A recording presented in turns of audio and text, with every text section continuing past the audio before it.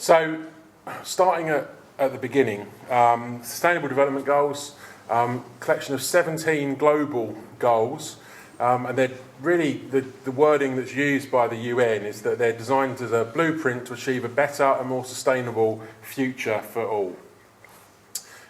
Those are the 17, I won't read them all out. I think the key thing is that on the surface of it, some of them probably feel like they're more appropriate to urban design and architecture than others are, but I think the reality is that in some ways they probably all affect us, and that's something which I think we'll talk a bit more about tonight as we go through them. And they were set in 2015, approved by the UN General Assembly, and the intention was that they'd be something to work towards for the year 2030. They were set out in UN Resolution 71, which is called the 2030 Agenda. They're also known as the Global Goals, and they replaced the 2001 Millennium Development Goals. People may have heard of those or be aware of those. They were very much focused merely on developing countries, and the feeling was that they should be expanded out into something that actually would cover all countries, including more developed economies such as the UK.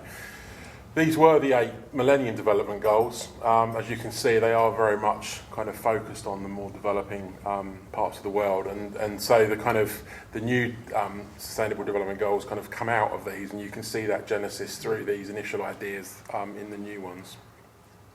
We won't go into it in detail tonight, but do have a look at it. There's tons and tons on the internet about it. Across the 17 goals, there's actually 169 targets that are set out, and each of those targets has between 1 and 3 indicators which are designed to be a way of making it a measurable target, and so it's not just a fact thing. So in total there's 232 approved indicators that people meant to measure compliance against, and every country has signed up to it and signed up to the deadline of 2030, and as part of that they have a commitment to report on how they're performing against those targets. In September 2015, the UK pledged to a commitment to achieve the 17 Sustainable Development Goals, and arguably, if we're now a new global nation, we should probably be doing a bit more to focus on our global commitments. And as part of that, in June last year, the UK did actually publish the first National Review of Progress. Has anyone read the UK's National Review of Progress? A couple of people are aware of it.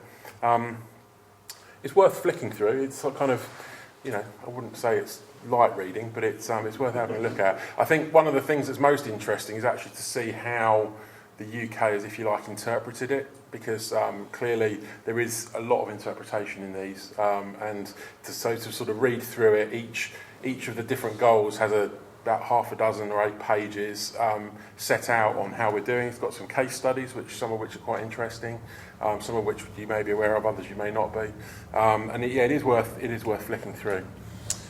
And then on the UN website, it also provides a kind of little overview. So I picked this one at random, number 11. It's probably the one that jumps out as being the most relevant for us in terms of cities, human settlements, sustainable cities, why they matter, bit of the background to it, and it kind of really puts it into context and says, what are the issues, what are the challenges globally, how can we address them, what do we need to meet it, and there's this sort of summary available on the UN SDG website for each of the goals. So if you want a kind of primer to read, then I'd recommend going and having a look at that.